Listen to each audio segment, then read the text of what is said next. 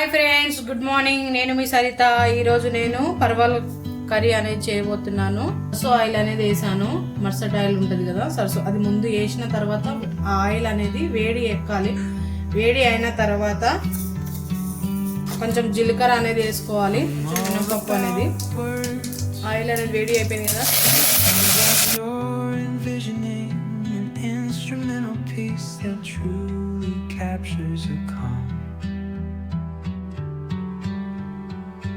Beachy ambience, since this one's not about lyrics, I'd suggest imagining soft finger picking.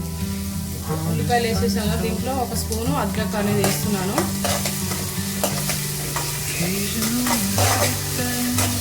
పచ్చికారం అనే వాసన అనేది పోవాలి. First వేసుకుందాము.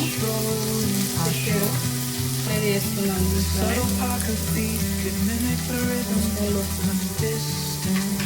వేసిన తర్వాత కలుపుకున్నాము. ముందుగా కడిగి కట్ చేసుకున్న పరగలు అనేది వేసుకున్నాను. ఇప్పుడు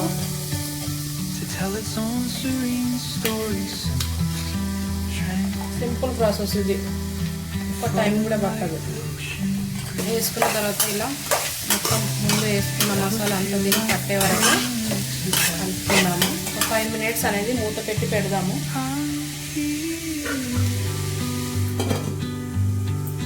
దీంట్లో మనము టమాటా 3 టమాటాలు తీసుకున్నాం. 3 టమాటాలు కొత్తిమీర 2 కలిపి వేసేసుకున్నాం. దీంట్లో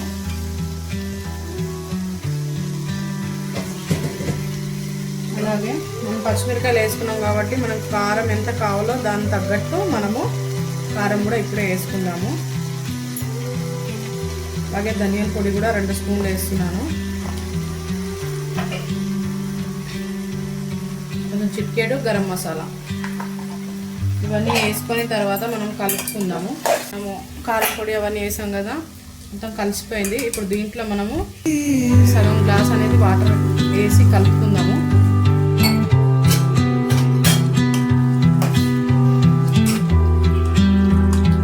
ఇదంతా కుక్ అయ్యే వరకు ఒక 10 minutes అనేది మూత పెట్టి ఉంచుతాము.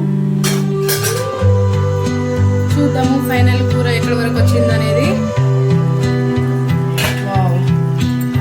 అయిపోయిందండి, ఆల్మోస్ట్ అయిపోవడానికి వచ్చేసింది. చూసారా, పర్వాల కర్రీ ఇలా చేయాలి.